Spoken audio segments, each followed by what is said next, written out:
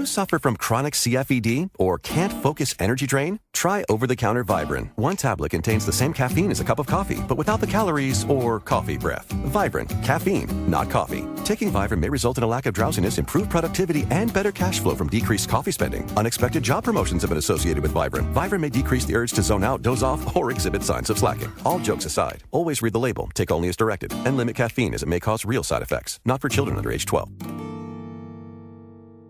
Blog Talk Radio.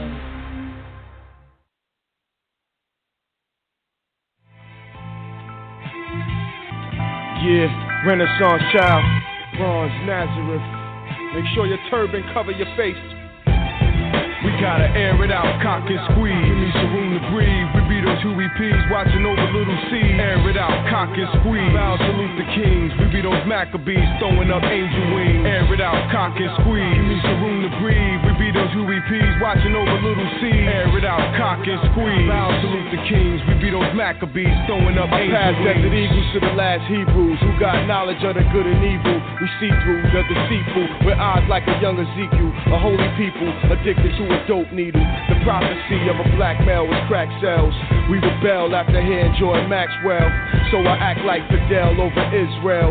All hell to the nephew of Ishmael. I raise hell anywhere, any hood that I dwell. Wake up to hearing shootouts and gun smells burning the L. We went from plain men dwelling in tents to paying rent in the project that smell like a pissy snake pit. Put on your war paint fatigues and brand new Timbs. Get your Glocks out the box and let's shoot off limbs. Any snakes when they grin in they two-door bins. I'm underground, no spins, and I still got wins. How many records you gon' make about you sitting on rims? We grown men, better step up your game and drop gems. This ain't Mos Def, Kanye, Nas, or Common. I'm a son of man, Maccabee brand, so pay homage. No conflict, just happen we black and be conscious. Any comment? Can't help it, we raised in violence. I'm just honest, true generals move in silence. So when you talk a whole lot, you abuse my kindness. We gotta air it out, cock and squeeze. Give me some room to breathe. We be those Huey-P's watching over Little C. Air it out, cock and squeeze. Bow salute the kings. We be those Maccabees throwing up angel wings. Air it out, cock and squeeze. Give me some room to breathe. We be those Huey-P's watching over Little C. Air it out, cock and squeeze. Bow salute the kings. We be those Maccabees throwing up angel wings. I gave God should raise y'all out of these graveyards. My 8 bars like Master Farrar. Sat in the car banging Ray Charles, building on bank cards. And while the brainwash slaving for Steve Jobs, we had our faith robbed. Mothers was chased for us. They had Malcolm on phone taps and tape recorders. Who can we trust now when they done raped daughters? And manslaughtered the father figure with strong liquor. Meanwhile, the angel of death became our babysitter. It's like a Nat Turner going through a Bible scripture. They took our black Jesus and gave us Caesar's picture. If cops shoot at niggas, that make us all sinners. So when I grab my AK, I pray the Lord forgive us. We in the hood, Aqua E not walking with us. Was pyramid builders, but they done made us killers. Murdered Pablo and framed us as drug dealers. Took Colombia's cocaine with no shame. It had Charlie Parker hitting his dope vein. And then it backfired to Kurt Cobain. You do the crime, do the time, you invented the game. I got no ID, I switched up my government name. All of my thugs love to bang, we be one and the same. I got my sons coming up, so I wanted to change. We gotta change somewhere, man. All over this country, they cry. Men and women, fathers and mothers. Cry for those who disappear. We gotta air it out, cock and squeeze. Give me some room to breathe. We be those Huey-P's watching over Little C. Air it out, cock and squeeze. Bow salute the kings. We be those Maccabees throwing up angel wings. Air it out, cock and squeeze. Give me some room to breathe. We be those Huey-P's watching over Little C. Air it out, cock and squeeze. Bow salute the kings. We be those Maccabees throwing up angel wings. From here on, you know what I'm saying? We gonna continue on. The album don't stop here. You know what I'm saying? Ghetto government. This is just what it is, man. This is life in its purest form. Ambassador, hip hop in its purest form. That's my nigga right there. Reborn, the rebirth, the Renaissance child. You know what I'm saying? We the last future. I'ma air it out. Every time you see me, they gon' know anywhere, any TV, any magazine. Word up, man. You know what I'm saying? Anywhere, anything you see me do, Maccabees, you gon' know why I Hellraiser. You gon' know why they call me Hellraiser, alright? Pick up the tribe of Judah.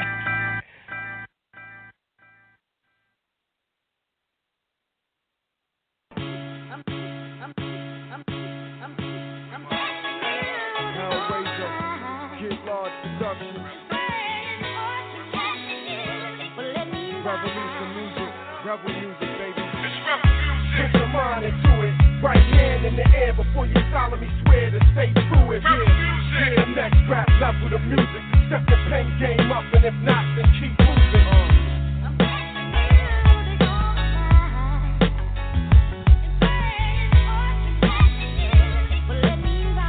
Let me ride. Rebel music free the pain inside. Until this day in my ghetto, I hear echoes when Abel cried. Feel me? I bring tears to the angel eyes and paint pictures with a pen for the saints that die. While you happy go lucky off a record label lies, I make rebel music versus the devil's illusion. This time they can't pacify the revolution. Even if they plan to pay us back retribution. I revoke to be part of their coats, cause we don't own enough boats to be shipping in no bundles of coke. I can't advertise killing my folks who dead broke, while I'm thinking of my ancestors hung on ropes. Black queens having seeds while she strung on dope. I resurrected Nat Turner with the song that I wrote. Rebel music on my side always. This be the theme for the UEPs, OGs and their young C's. Rebel music on my side always. I rebel against this whole system. A young man giving own wisdom over the soul. I try to share the drama, give my life to the Heavenly Father. 92 had a fetish for them heavy revolvers. We die as martyrs. Underground, call me a Sama. Plant seeds like a farmer off of positive karma. Spiritual armor, bring me more medals of honor. I'm not your average MC, so my level is sharper. The ghetto is smarter, children of them biblical authors. Abraham, Lord, she must continue the saga. Revelations 2 and 9, who that Christ was darker than the paintings on your walls in your living room halls. Tattooed on your arms and your chains and charms. Tell moms that I love a God for singing these songs. Rebel music. Rebel music on my side, on my side. Live in the ghetto and I die in the ghetto. My mom be from the revolutionary 70s. They raised up in the 80s with these crack babies. Rest in peace on my project walls of young drug lords. It's either rap now or basketball. Everybody got a jersey on, thinking they be murdering songs. Same hoes that's with Burberry on. You only learn when your hustle is wrong. You step the game up. Shooters miss when they aim up. Bush applied and they blame us. Do a coke bust. Hit the crib, say Bin Laden blew it up. Locked up half of my ways until we rise up and master our faith. Word up, I'm a true black brother, act Angie Stone. Papa was a rolling stone, raised to be the heir to the throne. Now I got check writers, heirs to the phone. Meetings with big businessmen in other time zones. Chrome registered guns, 2 educated sons. Goons ready to ill when the revolution comes. Rebel music on my side always. Yeah, we back like young black Geronimo Patch with a calico trench coats and Godfather hats.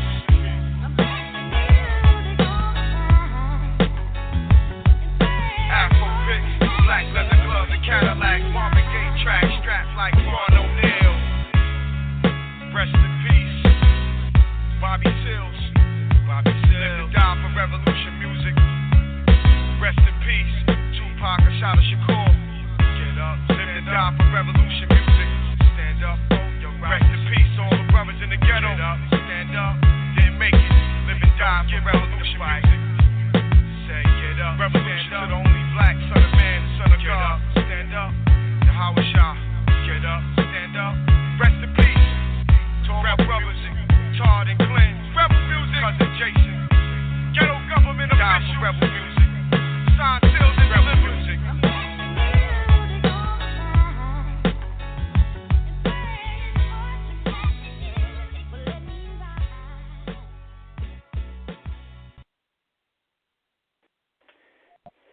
What's the deal, family? This your boy King Eric the Great. Punch drunk off this birthday celebration. You are now witness at Off the Cuff Radio. I got Miss Chinchilla in the building. What's goody? What it do? What it do? Happy birthday, King E the Ruler. How are you doing today? Thanks. I'm doing great. This is our third show we doing this week. Monday we had my man JoJo Capone. Big shout out to him in the Shy. Yesterday we had our milestone show celebrating 3 years of Off the Cuff Radio. And my birthday, of course. And that went very well. Yeah, everybody chipped in and built with us. My mom's called. Big shout out to moms. Without moms, it wouldn't be no Off the Cuff Radio, or me for that matter. For so. And shout out to the Outlaws who came back and chopped it up with us. Sorry I cut off on y'all, but you know how shit go. That's me. Yeah, the Realist was on. He called. Big shout out to him. My man Meta Force, he called last night from Canada. Big salute to him. He was promoting his new show. So we had a lot of love last night. And we love them all back, damn it. That's right. And for this show here in particular, this is going to be a special show here because we have my man Hellraiser from the legendary group associated with the Wu-Tang Clan, Sons of Man, in the building right here. I'm going to bring him on right now. Salute What's to the good? family. Hold on, Wings before up we get to the started, family. We got to give that standing How you doing? How you doing? Respect. Respect to his Peace, name. beloved. Peace to the family. Peace to the family. Wings up. That's right. It was a two-week build-up and you came through, man. Happy born day too to my G. You know, you bless you with man. many more years right there. And yeah, man, because we had to pretty much reach down to the. Bless. Thank you, man. And to be 35 too, and to reach that apex age, that's a beautiful thing. It is, because some of us didn't get to see those numbers. So you know, we got to toast to that. Salute to that. Real talk. Most definitely. And the shout-outs have been pouring all over the globe, as a matter of fact, and people encouraging us to keep doing what we're doing and providing that real hip-hop and giving artists like you who have been consistent musically that platform to express their craft. See, but that's the thing, man. We need real platforms like the ones you got. That's out there providing that healthy health food right there for the when it comes to music. You know what I'm saying? Mhm. It's not health food. Especially with the renaissance of the internet. And I feel we have to take advantage of that because that's a perfect platform for artists like you to have a voice. Facts, straight facts. You know, they some get afraid of it, but don't get afraid of it. Embrace it. Embrace it and step into it and take over it. Because some dreams of this kind of stuff to happen, and now it's right in front of everybody. They don't even know what to do with it. Huh? For real? They better take advantage of this. Better take advantage of it quick, fast. Because what they're gonna do, actually, now that you all are addicted to it and depend on it, you're gonna put a price tag on it, and then you're gonna realize you're gonna be like, oh wow. Oh, now I need it. No, you better use it while it's there. And, take advantage, don't take for granted. Facts. If they pull a plug on it, nobody won't even know how to. People don't even go to the library right about now because they're so Googled out. They're so used to Googling everything. And, kids don't even know what an encyclopedia is or how to use it if they see one. That's the era I grew up in. Nigga had to have an encyclopedia, a dictionary, a thesaurus. Wasn't no Google. And wasn't no emoticons and emojis and all of that. When you go to a restaurant, when you're inside of a restaurant, just look at all the other tables. 9 out of 10, everybody's sitting there with their phones out. They use phones and they came out to eat, but they on their phones. Yeah. That's the era we in right now. Everything is so digital that nobody know how to unplug from the matrix. And and do you think that has do you think it has a bunch of effect on the psychology of these kids today and why they act the way they do? Maybe because the parents are on the phone so much. That's where it comes from. Because it's a, you know, when I was young, I tell it to my sons all the time. When I was young, we went outside to play basketball. We had Atari, you know, ColecoVision was around. But, you know, when the PlayStation came out and the Xbox, once that came out, and computers, kids stopped going outside to play sports. And all they do is sit in the bedroom and play video games. And then they come out overweight, and then they wonder why they're overweight. And if you was outside playing your sports, athletics, you wouldn't be overweight. And not even just overweight. They don't feel good anymore. They don't have the energy like kids supposed to have. They're not doing it. They can't focus. They lazy. If you say go to the store for me, we used to run to the store we used to run to see who could run the fastest to the store. Now you tell your kids to go outside, they act like you put them on punishment. For real. Why don't you go outside? I don't want to go in the room. It's like, wow.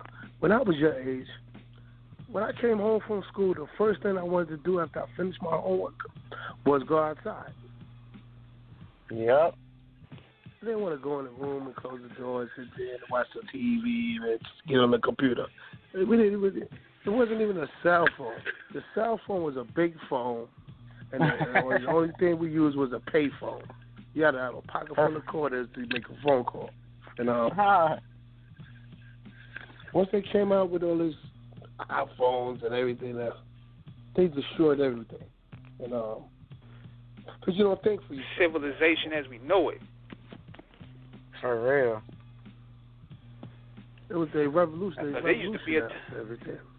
Because it used to be a time where staying in your room used to be considered a punishment. Now these kids, you can send them, they'll be like, yeah, I go to my room, I'm good. For real. Because that's the punishment is so different now. That's like going to a club for them. Go in your room and go do this.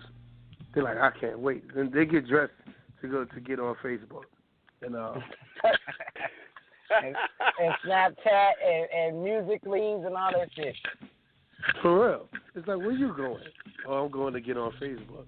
It's like, so you went and got all dressed up to get on Facebook? That's pretty interesting. And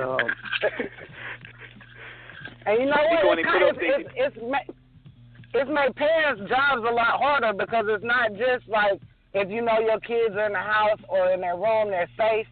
Shit, they might be in more danger in their room without you around than going down the street. You know what I'm saying? Like, you don't know what the hell is going on these days. Snapchat is facial recognition.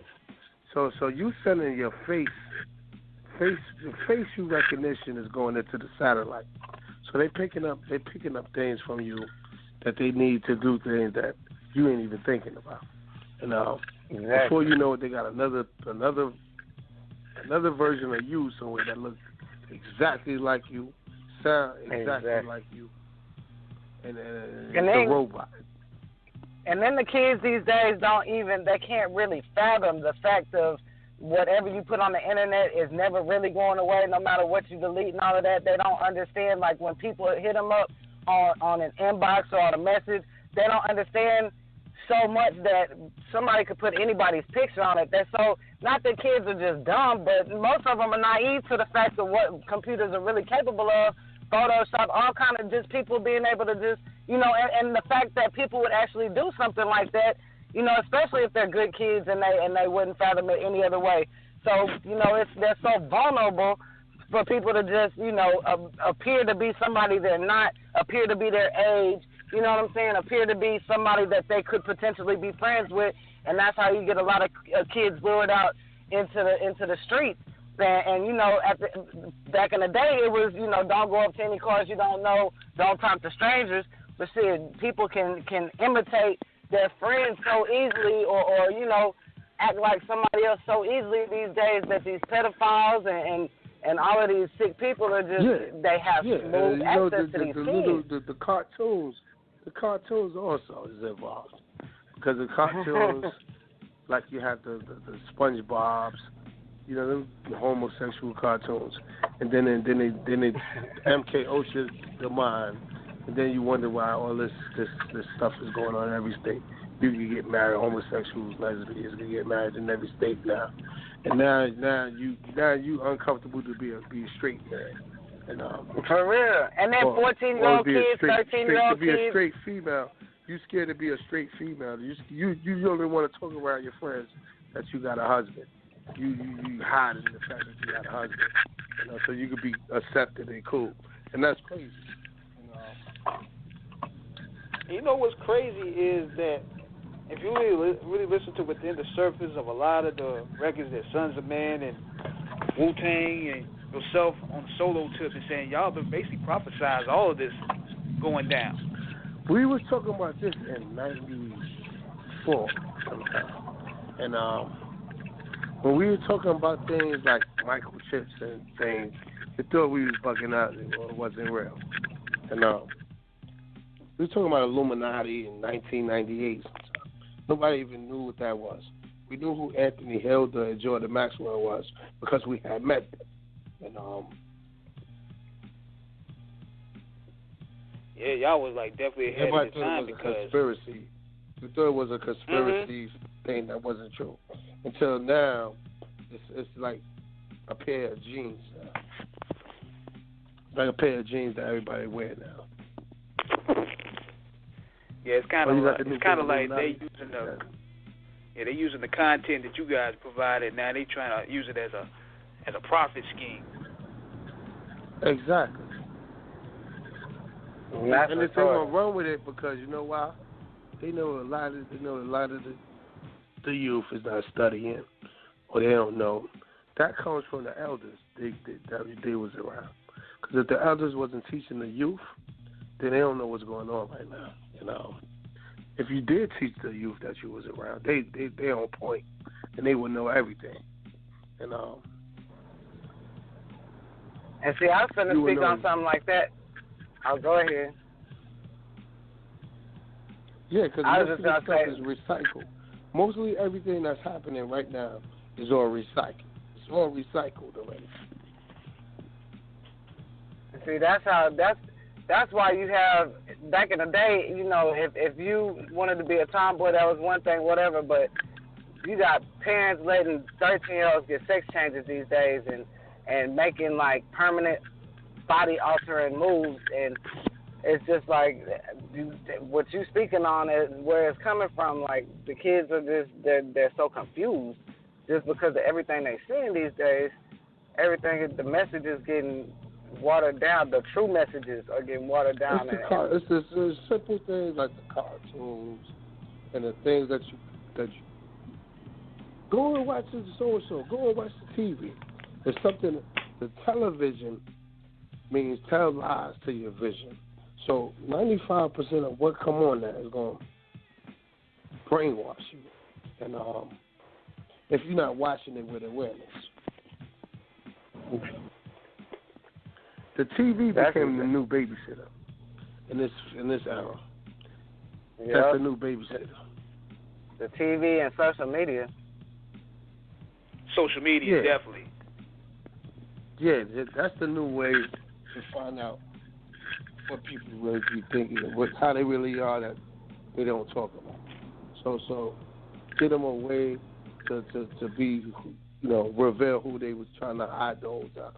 Like, you go with somebody now, they taking pictures, and before you know, you all over Instagram, Snapchat somewhere. Before it would be like, nah, we don't do that kind of stuff around me.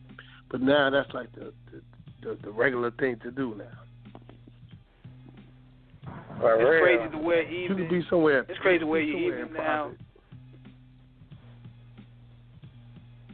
There's no problem. Yeah, it's crazy now the way you can even take a picture with somebody and they be like, they want to associate you with it. When you in reality, it could be you just taking a picture with a fan, and next thing you know, you on Mediatek out of TMZ somewhere. They off some made up story. But real quick too. It's sick because everywhere you go, there's a camera. You on watch 95% of the time you step out your household, you being watched 24/7, and you ain't got no real privacy. You're probably being watched when you go in your building too, and you're in a supermarket, they're watching you. Anywhere you go to the club, they're watching you. Everywhere you go, they're watching you. You're watched 24/7.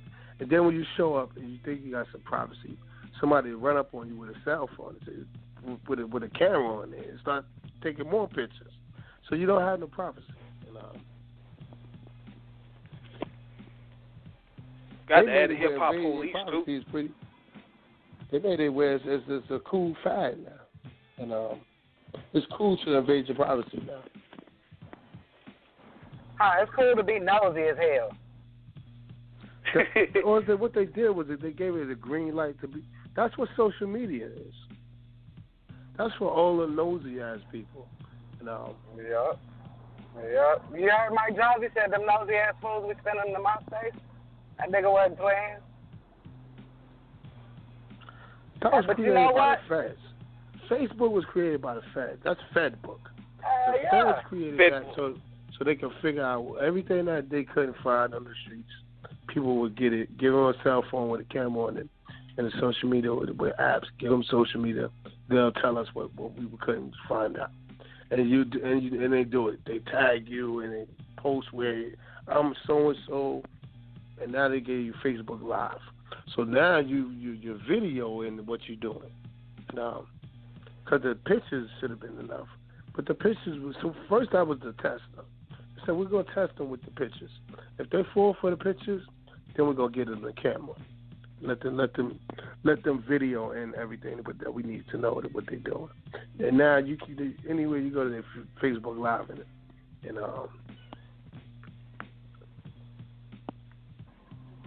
the privacy is destroyed. Yeah. And, and I know Mike Jones said friendly, but shit, friendly and nosy is the same when he's talking about Facebook and MySpace. But just on that topic, what kills me is you got people that want to be nosy and be friendly with all these pictures, but then you have something like what happened, I think, in Florida, either last night or something, where they filming somebody drowning and nobody, helps anybody, nobody calls the laws. They so busy filming this person dying that, they all doing it for whatever. I guess they posted them for likes or views or whatever.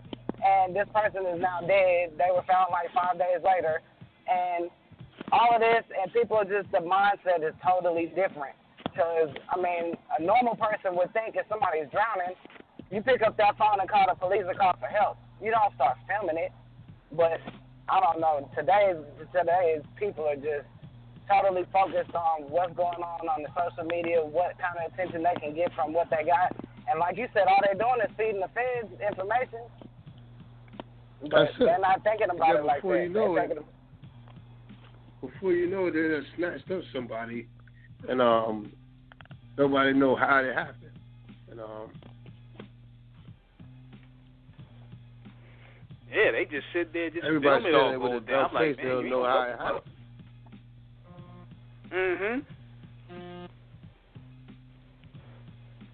That's real talk, brother.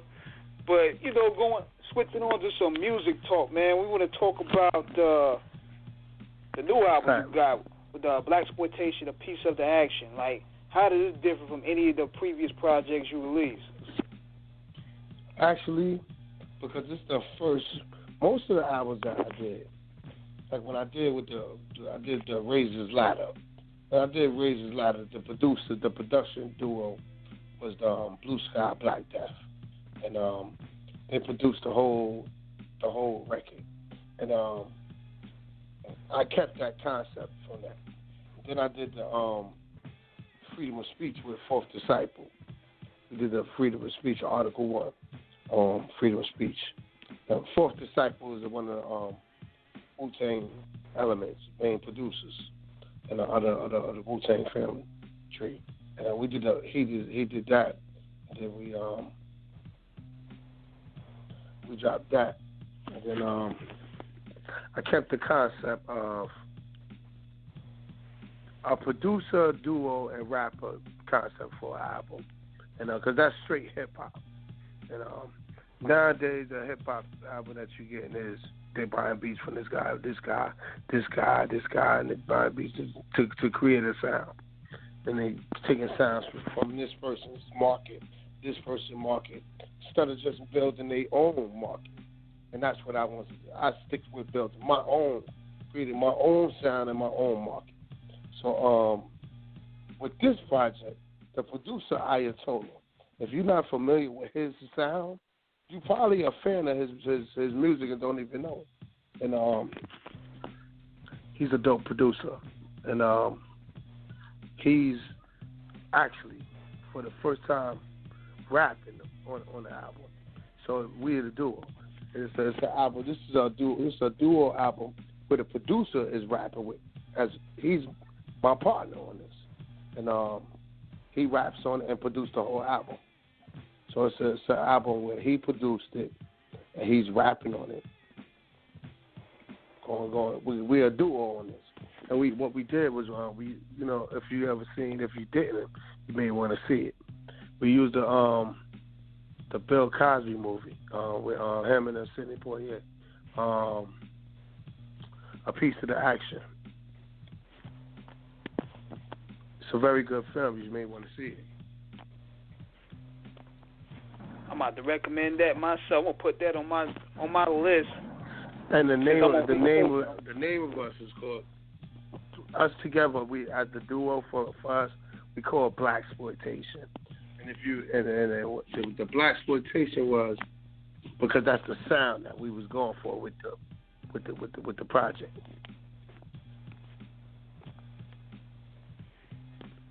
That's what it is. Now, you have any guest appearances on there, or just you two? No, that's the thing that we didn't want to do. What the guest appearance is for when you can't hold it by yourself.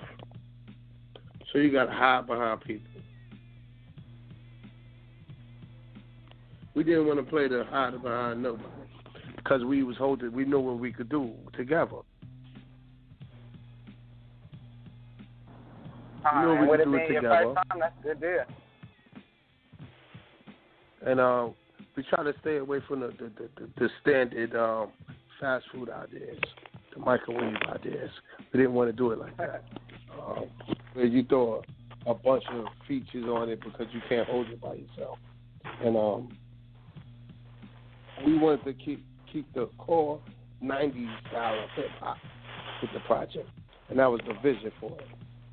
We wanted to bring that back because for somehow the whole game strayed away from what was going on in the beginning. You could ask one of these new people to name who they will never tell you about Rakim, KRS-One. No, nothing like that would never come out their mouth. Slick Rick. These are like some of the Cool G rap. These are like some of the dopest in the game. To not even know them, you got to be, I don't even know what you're doing this for. That's like being a basketball player and you don't know who Michael Jordan is or Magic Johnson. What are you doing in this? Why are you even doing it? So we want to bring back that original style that was in the hip-hop from the beginning. Because that's what it was when you had your Pay the Full type albums with Eric B. and Rakim, Move the Crowd type of stuff, Pay the Full.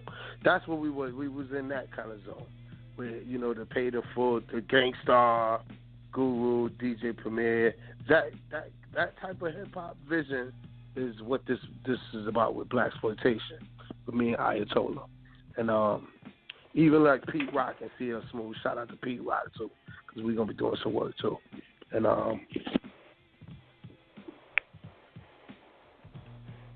that's people sleep on CL Smooth. He one of the dopest. And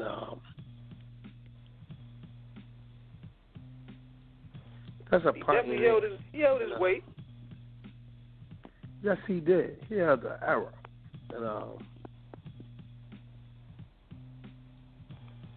That's a pioneer. And what is the? And, what? And I was going to ask you too. Like, what's the reception so far to the project? It's been a lot of thank yous. It's been embraced. It's been accepted well. A lot of thank you for this type of music in this era right now, because this is what we needed right now. And I'll be bugging. I'm like, this is kind of why we was doing the vision. We like, the game needs this right now, and because they like away from this element, and we didn't know how it was going to be accepted, but we said we still going to do it, and that's what's up. So where can people? I ain't mean to cut you off, brother. It's just that sometimes phone lines be a little acting up. But for starters, where can people like find the project? It's on. You would get it. You could go to my website for one. If you like CDs, you're still a CD collector, and you go to my website, hellraiserdigital.com, and you know about the way I spell my name. It's HELLRAZAH,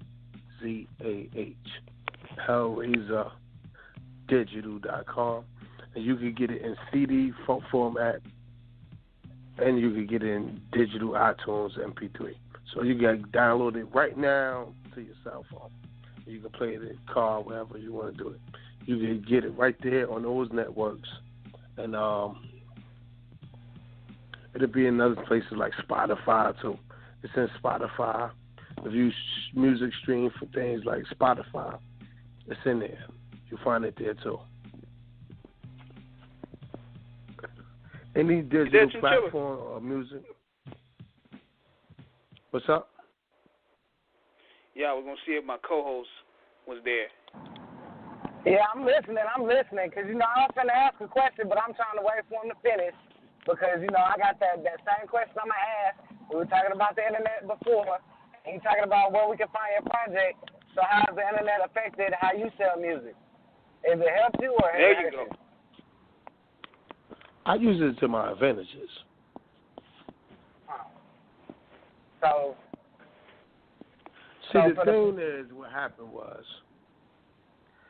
when the things got digital, fans stopped buying CDs, vinyl. They don't buy records no more. DJs don't buy vinyls because they got Serato now. They got Final Scratch Pro. So everything is digital. Everything. You go to a club, they're not playing vinyl. They scratch at MP3s. That's all MP3s when you in the club you have, and it's the same formats. And they stopped buying CDs, vinyl, and all that stuff. So when it got digital, because it reaches more. Because at first they did it slick. First they made sure every person got a cell phone on this planet first before they introduced all of this. Now they got it where they're giving you free promo phones, all kinds of madness. So now you guaranteed to have a smartphone somewhere in the room with you. 9 out of 10, no matter where you at. If you go, anybody in here has a smartphone, the whole room will probably got them. And those smartphones, they're not just, that name is not just a name. It's exactly what it's called. That phone is probably smarter than you. And because it's going to tell them where you at, where you going, what's going on. Everything is. The phones actually sometimes don't even turn off when you turn the power off. They still on, and don't sleep on that. And you up there thinking you're having a problem, think your phone is cut off. It's still on, and that's the type of era we in right now. That's why you still got some OGs that got the flip phones. They like, I ain't changing that shit. Yeah, because a flip phone is still analog. It's not so digital. And, yeah. When everything is Wi-Fi and everything is this, that, Wi-Fi, this, that. That's all digital. So it could be encrypted, and they could dive into your stuff and do a whole lot of things. And it's so high level. It's done on things that you won't even think could possibly be happening. That's how crazy it is. And but you don't even think it would be happening. Is what's happening. And if I'm able to communicate to, like, if I'm able to reach people across the countries, other countries, I'm in Paris and all kinds all over the planet. I'm from the projects in Brooklyn, Red Hook, Brooklyn projects, and I'm reaching people in Germany, Amsterdam, France, and all over the planet from an MP3 writer. It's crazy. And the fans are buying my music all over the planet right now. And yeah, that shoot me into the next question. Like, that universal love, is it really like authentic for like people who true to the culture out there? Yes, and the respect for it is different because over here, it's like when people think they know you, it loses the value and respect for you. So over there, it's still brand new. It's still like they just got it. It's still like a brand new thing that just happened. But over here, it's like, oh, I know so-and-so. He lives over there. So it's not, they don't care nothing about what you do. Over there, it's like, wow, that's so-and-so. He's here. They came to, with the music. They came to perform that song. It's brand new to them. And their respect for the culture is different. They respect it like it just happened. Like it just came out in the 80s. The respect they have for it is like we had when it was in the 80s. We lost that value because we think we know everybody. We cool. So that's my friend and all that kind of stuff start happening. And then you lose value and respect for a person. And you feel like you ain't got to buy their music because he live with the block for you. Or because you know him now. We cool, so I ain't got to buy your music. And that kind of stuff start happening. I ain't got to support you because I know you. We talked about that. We talked about that multiple times. Yeah, it's sad, but it's true. And it's a sad part of human nature, but for whatever reason, it fucks with somebody. That's why I think it's a lot easier for somebody to branch out and start whatever they're trying to do somewhere other than home. So the local artists always wonder why their city's not showing them some love, and that's why I tell them, sit at home sometimes. Don't be so out in the open. It gave you more strength and power if you're an independent thinker. If you got any form of independency in your mind state to do anything that you want to do, now is the time to take advantage of it with this digital market. Yeah. Get up and but do it. But it also makes you work a lot harder, too. Because, a lot of people want to just post some stuff and think that it's going to catch. But at the end of the day, you got to strategize, you got to push it, and you got to stand behind it. And I think in a way... That's going to come with work. A lot of hard work will come with that.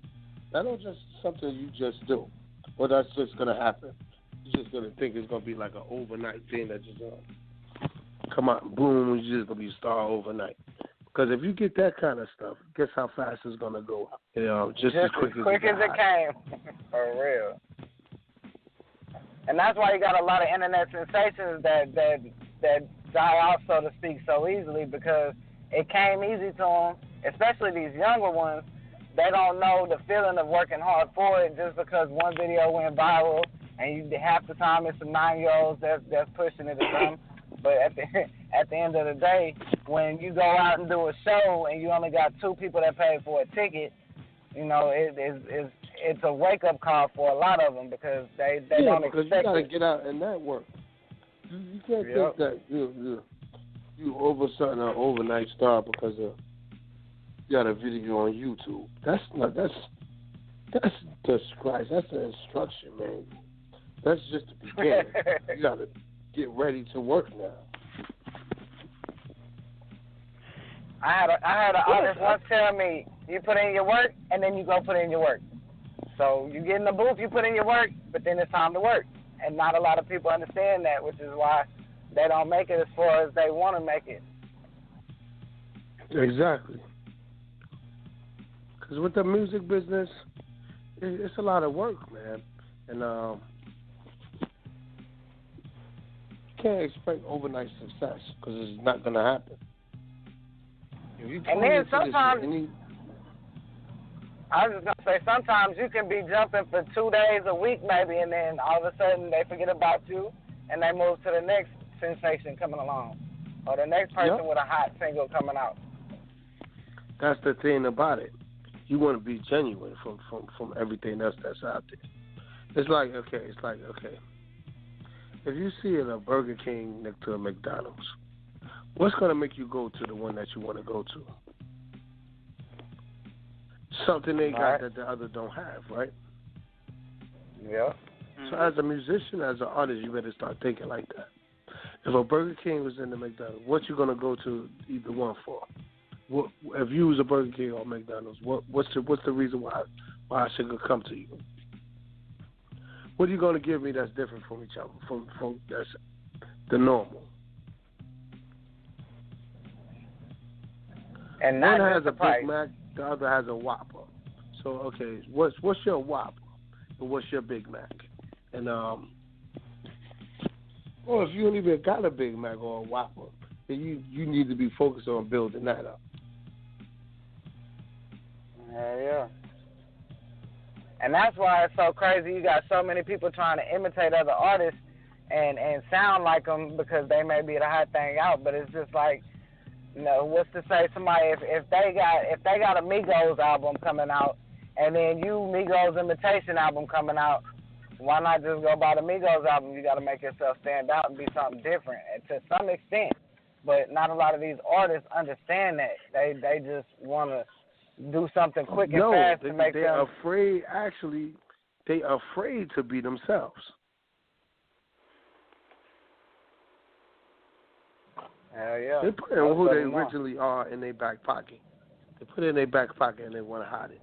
They're going to walk in and look like the Migos and sound like the Migos because they think that's what the people want to hear. No, maybe they may want to hear something different. And but if you're scared to be different, then why would they even know what you bring to the table? And that's what's happening. True. They want to hear something different, but the average mentality is coming with being a copycat killer. And you think you're gonna outdo so and so with their style? That's impossible to do. It's like T-Pain came out with the auto-tune. Then all of a sudden, everybody's an auto-tune singers and rappers. That's crazy. And like you said, once you put it in your pocket and you try and be somebody else, who's to say, you know what I'm saying, that what you put in your pocket could have been the next true thing, the next sensation, but you would never know because you were too scared to put it out there and see. Put it out there. You up there hiding it, and now nobody knows that you even had that. And then they don't even accept you from coming in to copycatting somebody else's stuff. So now you done blew what you had in mind to do because you want to be a follower. Yep. Because it's so hard to change gears, switch gears, and make people see you as something other than what they first saw you as. For real. It's like characters in a movie. You see Raven Simone as That's So Raven when she grow up. You automatically think of her as the kid on That's So Raven. Miley Cyrus the same way. You see Hannah Montana. When they start growing up and doing different, it takes a while. If people are going to accept the fact that you changed and you got a new style, it takes a while for it to happen. So you got to believe in yourself enough to do it long term and not put that passion into it and push it. Not everybody has that mindset or that self-determination or self-confidence. It doesn't come easy, and then, all it takes is a few no's for somebody to get discouraged and be like, well, fuck it all. I don't want to do it no more. That's why I always tell people, be yourself first. Start your own thing and believe in yourself. You know what I'm saying? You can study the legends, but don't try and imitate one. Become one yourself by doing what you do best. Facts. That's straight. That's real talk right there. And another thing I wanted to ask you, too, was... What's that? and in terms of being independent and dealing with the majors. Now, have you ever had any of the majors try to give you that call to sign with them? Yeah, but I'm too smart. And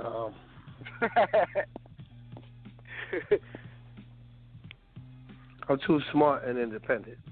I write my own music. I don't need writers. See. What they do is they look for those who don't. You like a blank man, and I write my own music.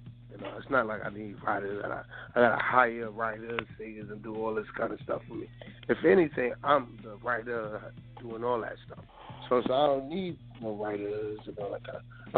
I'm not helpful for that program. I'm the one control. I'm the sole control of my life. And the Lord is, and He gives me, He sent it through me, and then I start creating. And that's why 95% of the people that you listen to got a ghostwriter. None of that stuff is done. They can't even dress their own self. They got to hire somebody to show them what to put on. That's crazy. And I ain't hiring nobody. I got my own clothing. And you got to be a blank fool to have to hire so many people to do things. And if a and the crazy part is real, if they want some real stuff though, they should be kicking down doors to come see me, because I'm a generator of realness. I'm a human generator of that, and that's all I produce. And they see this documentary, things like that is all you're gonna get from me. I ain't trying to hide the real. I ain't trying to hide to give you the fakeness.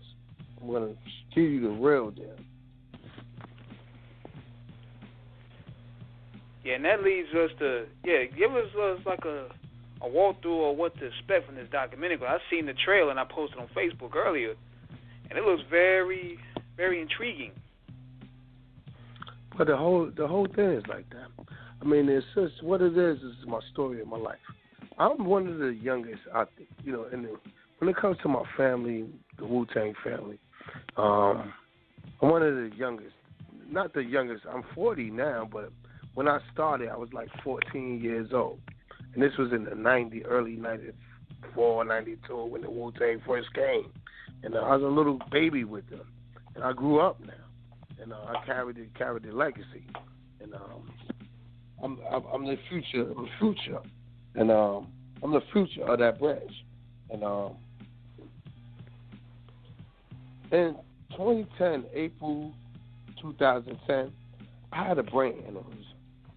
And majority of people that have a brain aneurysm dies right then and then on the spot. And I didn't die. And from that day, we're glad for that. Amen. So Selah. And from that day and time is when my documentary started. And from before that on through to that. All the way from 2010 all the way to we're in 2017, that's 7 years later. So my documentary started from me when being in 98, 99, I was a little kid. 94 when I first got in. 92, I was like 14 years old. I had to write around legends, like real legends, to get a spot on their albums. Whatever you heard me featured on. It was hard work for me to get on that. I didn't have nobody write my stuff. I had to write my own stuff to be featured on my family stuff. And I was a youth, man. And I was a young blood coming up under that. And so through my stages of my recovery, and it's going to take you through, steps through my career coming in the game, coming up, and my family, and no actors. My real family is in this, and my real sisters and brothers, and my real children. No actors and fake people is in this, and people that's really involved in my story and being who I am today, and to help me become what I've been doing in the music game is involved in this documentary. The first thing I had in mind was when Frank came to me with the idea of doing it. I said we could do it as long as we don't have to pretend to make anything fake or false, anything like that. I don't want to be presented like that. If I could have my real sisters and brothers in it, and rest in peace to my mother and my father, both passed away. So I couldn't have my real parents in it. But when I was young, out of my family, I'm the youngest out of five siblings, and my oldest brother, my brothers became, my father. They took over from my father when he died, and my oldest sister took over as my mother to raise me up. So I'd rather have them tell that story than some actors acting to be this and to be that. No, because then that's putting fakeness to my story that I don't want involved in my legacy. And no, thank you. And we keeping this real. This is Risen, the story of Sharon Harris Smith. So I don't want no fake people that wasn't there anywhere next to this. Everybody that was with me or involved with me is in this. That's real right there. Not a lot of people like to do that because they probably don't, scared for whatever reason. That's some genuine story right there. And that's what I want. That's the main word that I want connected to this whole thing. And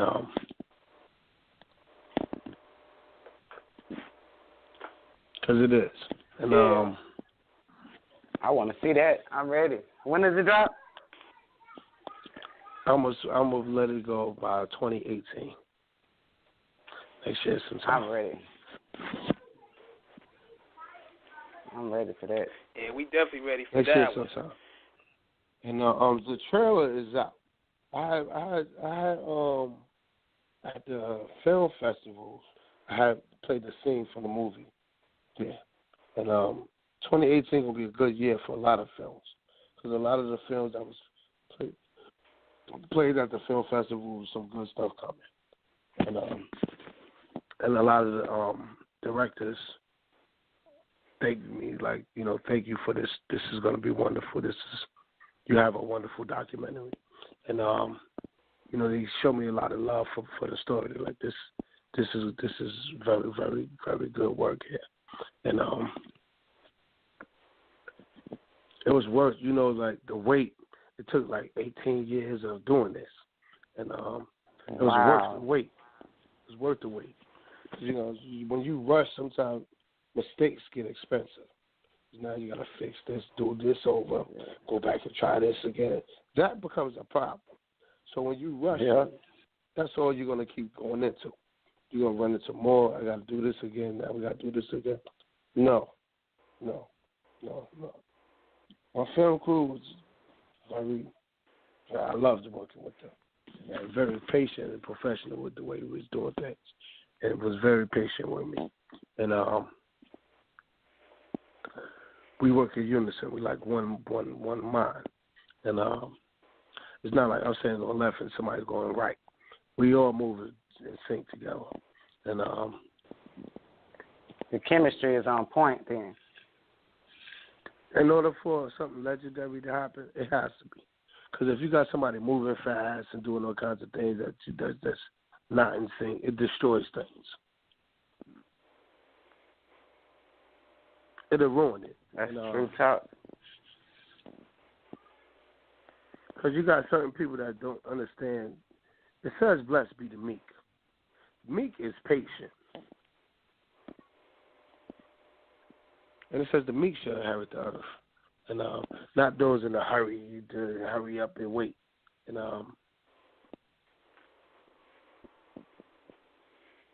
those that's in a rush is going to end up in more trouble. They're going to be talking about, help me get out of this trouble that I got in. Well, maybe if you waited and been patient, you wouldn't be in so much trouble. Real talk. That's real. And how you doing right now? My recovery, I'm going to tell you how I'm doing right now.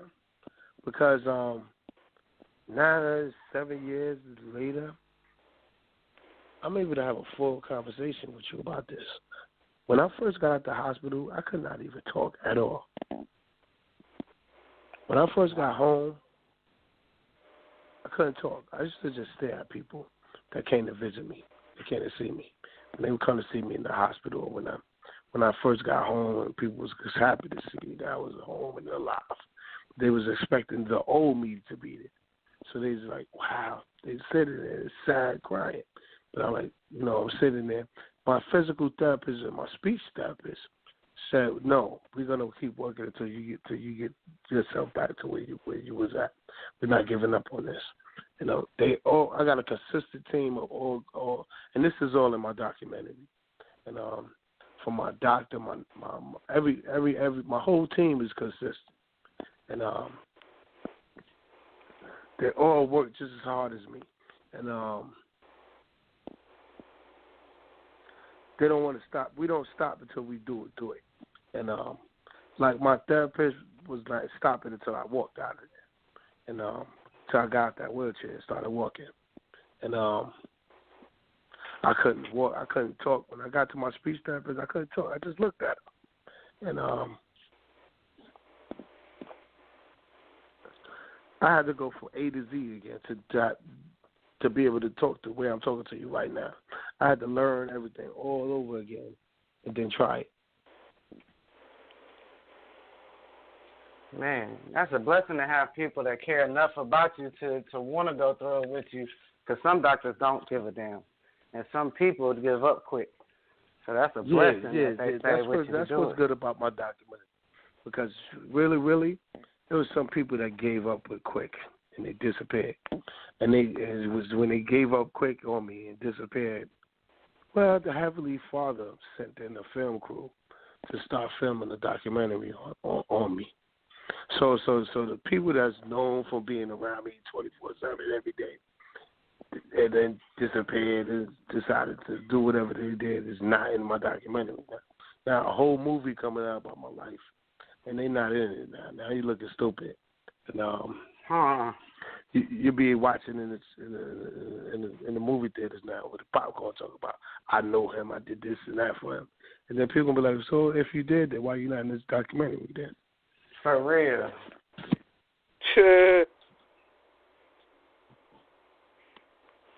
That's how life works sometimes. Yeah.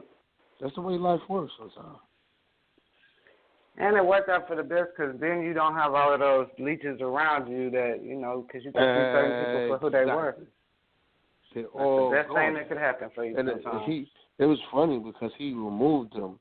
They gave me that. And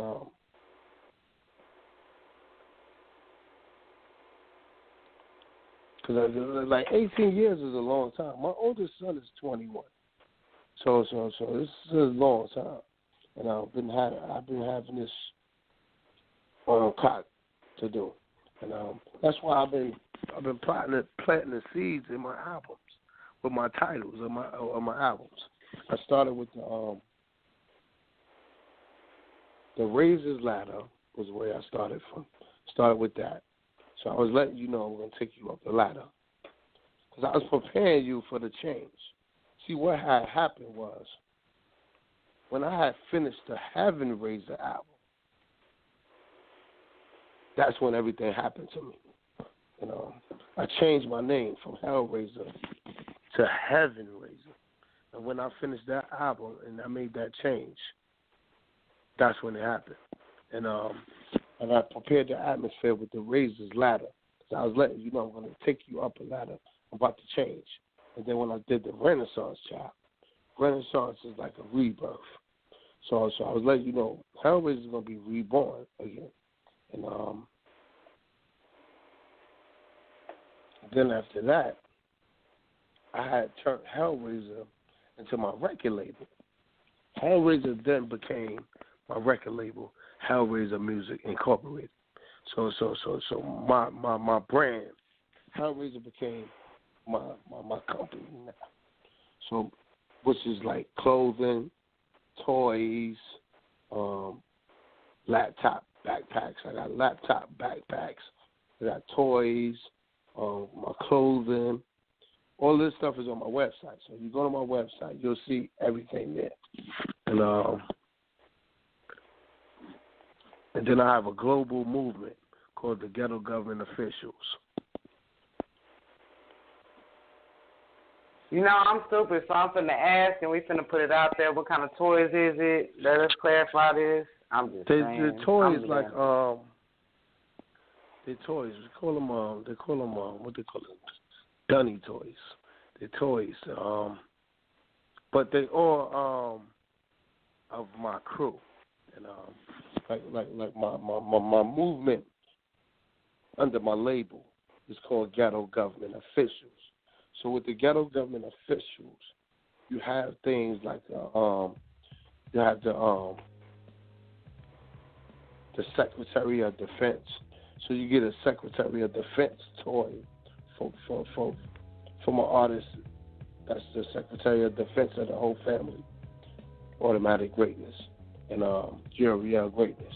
And you got the Attorney General. So you get the Attorney General toy. It's all like that.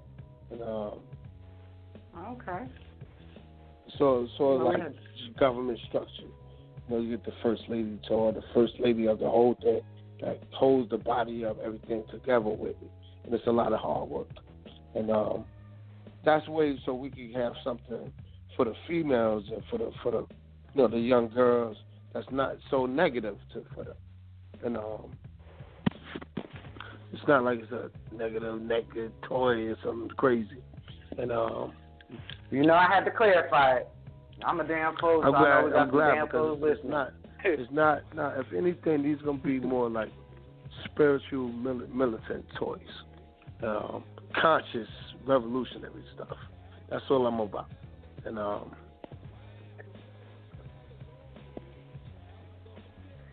that's the direction I want to go with. That's what I'm talking about. And that's what you call expanding the brand. For real. Exactly. Some new stuff. That's creative. That's not no imitation what everybody doing. That's something well thought out, you know what I'm saying, strategizing, and something smart to do. Because that's going to be a long-lasting some kind of income and some kind of memorabilia for the future. It's not something that, you know, people just going to buy, throw away, put it down. That might be something that really lasts on somebody's shelf and somebody's house or something. From what it sounds like. Exactly. And it's a legacy, you know? Yeah. It's a legacy. Like up under me, my son now does music. Two of my sons is writing music and rapping. And I never wrote for them. And they're pretty good. And they just seen, you know, what I did when I was amongst them.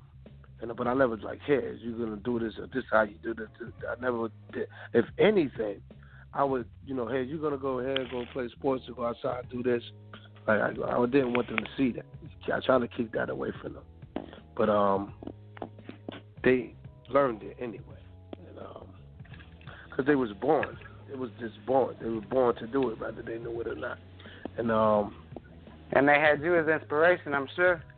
Regardless of what you wanted to do. And guidance, too. And guidance. And take that out. Don't listen to that. Don't, because this is why, this and that. Like, I would show them things about things. And they would be amazement behind it. Like, wow, God. Like, yes. And they knew I wasn't telling them no lies because they seen me. They seen what I do and where I was going. So they know where it was coming from when I was telling them about it. That's what's up. We need more parents to be having more guidance on these kids sometimes. Parenting ain't easy, but see, the thing there's certain things you can do. The problem is with today is most people end up having kids when they was young, something. So now you're more trying to be their friends and stuff instead of their parent.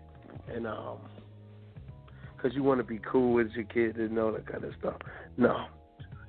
I didn't grow up in that. We grew up in that era. My time.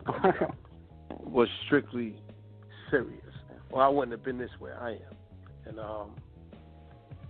And try to be friends and all that. Your kids smoke weed, so you smoke weed with them. And you're going to buy the weed and tell them to go get you the weed and all that. So you just smoke the weed with them. And because now they don't respect you. Now they're looking at you. But I ain't got no respect for them. My father and my mother smoke weed with me. I got no respect for them. And trying to be their friend. And I ain't got no time to be no friend with nobody I brought into this world. And because I would never do anything to harm you or hurt you. So you just got to get with the program. Yeah, this talk apparently remind me of that joint that Ghostface had on the Fish Scale album, Whip Me Across the Back. He better raise me with a strap when I was bad. When they were talking about busting your kid ass. Yeah. See, that's the thing with us when we do music. We don't hide how we really are. And that's what lets people learn. That stuff these days, they don't even know who they are, so they just start hollering. They don't have any real substance to speak about because they grew up on movies, and so they just start hollering. For real. And a part of it too is that they know it, but they know it don't really tap to that market to double their dollars, so they just play the game pretty much. That too. Word. Because I know 50 Cent was talking about Jay-Z's album, and somebody asked him if he didn't like it. He said, I liked it. I just think it was too smart. You got to dumb it down sometimes. And I think that's what you were just kind of speaking on. But I think sometimes these people dumb it down a little too much. Because, I mean, people do want some lyrics and some substance. You know what? That's more hurtful when you dumb it down. Because now you're choosing to keep people stupid there. It's like if you know stupid people would buy more records, then continue to make them stupid. Does that make sense? Yeah, man, and it's not right. You sure right. More stupid people buy more music than the smart people. So make more stupid people music. So that's what you're supposed to do? The way you just put that, boy, that sounds like it's a no-brainer. It's real, though. This is the reality of what things that be happening, that they be saying to you, that you got to really see what's going on. And because what happened is, the more smart music come out, the more smarter the artists get. And the fans listening to them. Exactly. That's why we got a bunch of hooping and hollering. Is it beneficial? See, a lot of people are benefiting for the stupidity of people. And they want to. You got some that want to keep you that way so they can continue to stay rich. And that's how we got Donald Trump. I'm just playing. I'm not really playing, but Donald Trump. That's not playing because that's not playing because that's a reality. That's a reality right now. And they even showed you with the Apprentice and the reality shows. You better watch these reality shows because it's the key is right in the word. It's like they're playing tricks with you. For real. They don't show reality, and but they call it a reality show. They don't show no reality, and if they're showing you reality, you better be worried because none of it is good. Man, you ain't lying. Boy, that love and hip hop shit. They came and played. They made you comfortable with him when they put him on TV. You ain't lying. And then he was playing you fired games, firing people, and then it was funny to you. And then the next thing you know, real. A few years later, he's the president now. And that's baffling. That's really baffling because you saw, like you said, you saw The Apprentice, and firing people that's not supposed to be the point of your life, is to build somebody up, tear them down, and fire their ass afterwards. Yeah, you got people jumping ship already over there. And you can't keep a team. It's like the New York Knicks over there. He ain't even keep a full squad. Then he want to go get a pardon on himself. He really admitting to fault on the code. I need to see if I can pardon myself. That nigga know he's guilty. And people soaking the shit up. He can't even believe that people bought this lie. For real. Wow, I sold them a bag of lies, and they believed it. And they really, now I got to really work. See, now it's like, you fake it and end up get the job. It's like you working there talking about, I know how to be a construction worker, and they hired you. It's like, okay, we got 30,000 houses you got to build and fix that. And now you got to figure out what you're going to do now. That's real talk, though. And that's exactly what he's in right now. Now he's in a situation where now he got to really know how to run this country, or he's in a lot of trouble. I mean, a whole lot of trouble. He may just quit and walk away from it. I can't do this. I hope. And and the thing too is, I know from the first time he got elected, when he got elected, and he met up with Obama, and he had that dumbfound look on his face. He's like, "Oh man, what did I sign myself into?" For real. For real. Oh, he probably did this for another topic for a book. For him, it's a business move. Because he's looking at more places he can put some more Trump plazas and towers. So he's looking at where he can put some more palaces, Trump hotels and palaces and things like that. And then, but it comes with hard work with that. And there's a lot of responsibilities to run this country. And the whole world. And he might have fucked himself, because he can't do it from the pen as well as he could from the real world. And he looked like he teeter-tottering on the pen side. So I'm just saying, all them niggas he was willing to lock up, he gonna be locked up. It's overcrowded now. So you gotta work overtime now. So now you ain't got no playtime. Their playtime is over. Hell yeah. To go get your feet done and the vacations is out the window. And all that playtime, luxury time that's gone. You ain't lying. Yeah, all that TV shows. Now you got to go out there. You got to fly overseas to Indonesia and meet up with some of these leaders out there. And then you could tell it's way over his head. To some real people. Yeah, you got to talk to the real people who live that kind of life. And in the process, he got to defend his family. He can't even defend his family doing it. And like you just said, it ain't nothing but a joke on the cool. So a lot of people looking, too. Yeah, because they're looking at America like, how did they let this happen? And they're saying it, too. It's not like we just think that they said it. This is a damn joke. America is a joke. And at the end of the day, that president shows us that their election is a piece of shit joke.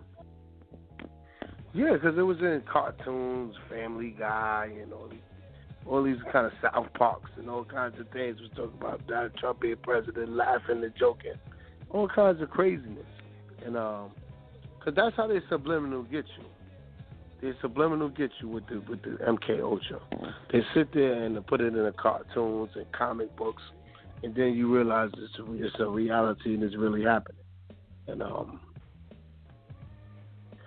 like when they had that thing when everybody was getting sick, was that SARS or something crazy?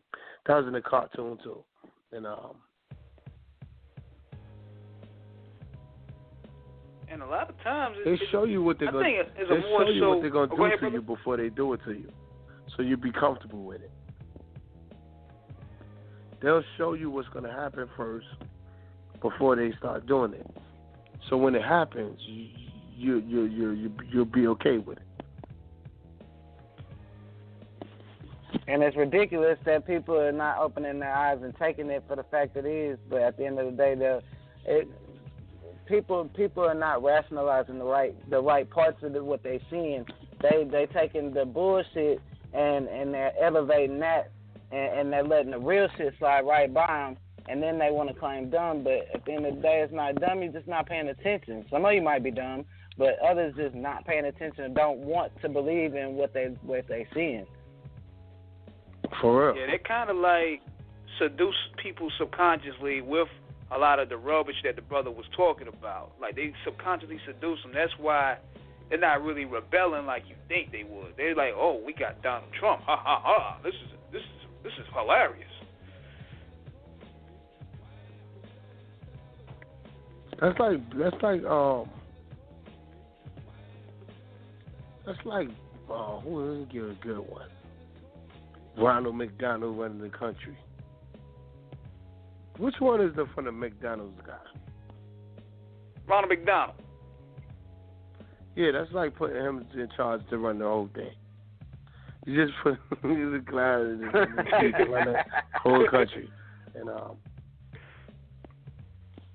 he might have been able to run it better while you're bullshitting. Ronald McDonald, I think I'd have voted for him instead of Trump. I'm saying. Yeah, or even Big Bird. I think. Stuff it up against fuck it. Or Barney. What's the other Barney or something? Barney or SpongeBob. yeah, really. Yeah.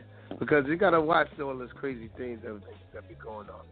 Because when Bush was crazy, they pacified you and gave you Barack Obama. But then they gave Barack Obama, and then Barack Obama went and did things like, he approved where it's okay for lesbians and homosexuals to get married in America now. So you know what that did? That just opened the palace door for all of that to fly in here and take over this whole stuff now. So a lot of people say, I'm moving to America. You can get married there over there now. So they invaded and took all the jobs and took everything. And he opened the window for that to happen. But they used him to get, he did two things. He got Osama bin Laden, killed him, and he got the other guy, Saddam Hussein. He killed the guys that was threats. So right now, there is no terrorist threat. Them ISIS things and all that. That's the government. That's the government. That's not even those people. I said the same. That's the real. That's the CIA, the government doing that. And it's because there's nothing nobody to be scared of. Because Obama done got rid of the boogeyman already. So pretty much whoever's in this country seat right now, it's a playground for them. Because there's no threat to the empire. They ain't got to be afraid or threat. There's nothing to. You don't got scenario no. It's kind of like the Wag the Dog movie. It is. It's exactly Cosby Sosa, and for real, and there's nobody to be afraid of right now. What they better watch is Japan though, because that's actually who gonna be a thorn in their side. China and Japan gonna be a thorn in their side. You think Korea is too? They all together. China, Japan, and Korea is all together. And everything that's ran in this country right now is Sony, Lexus, this and that. There's all this stuff that's ran by them. You go to the hospital, all the doctors in there, Chinese, Japanese, or Korean. So they already took all the doctor jobs. So you get sick, guess who's the only one that's gonna save your life now? And they handle all the important stuff. If you need a lawyer, it's one of them too. And you need to hire something or somebody, they come in and fix it. You hiring a construction team, they come in to do the work for you. So everything here is nothing here that's made in America no more. Nothing you got or buy is made here. They even trying to ship the food off to get prepared and processed in China and places like that to bring it right back to where it came from. It's retarded. Yeah, because they was so making the food so fast that they kept shooting it with all these injections to make it produce it fast, mass produce it fast, to keep feeding the people. But the more that they kept doing that, you keep buying it and feeding it to your kids. And then your kids is giants now. So now your kids come out the bedroom bigger than the parents. And so you kept feeding them. You kept feeding them food with all kinds of injections, shots, and then you're like, wow, how did you get so big? And but maybe he wasn't eating McDonald's and Kentucky Fried Chicken at 24/7, Popeyes, and everybody else. And now he's the biggest one in the family. And then you're like, what happened to you? How did you get so big? That's how he got so big. Because all that injection shots in the food, you done fed him now. Steroid-filled food. Real facts. Because the chicken don't even look like a real chicken anymore. Man, you ain't lying. For real. And then they sitting there, they feeding us hybrids and shit. They look at the little mixing girls. food. The little girls is all it's crazy. The little girls is blowing out of control more than their mothers. You gotta protect your children because things is out of control because of what you feeding them.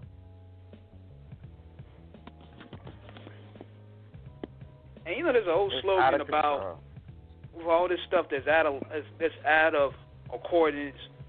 A lot of people say in joking terms that it's something in the water or something in the food. Do you think that they're purposely incorporating certain ingredients in food and water to make the behavior habitats out of whack these days? They've been like that to control slavery. Yeah.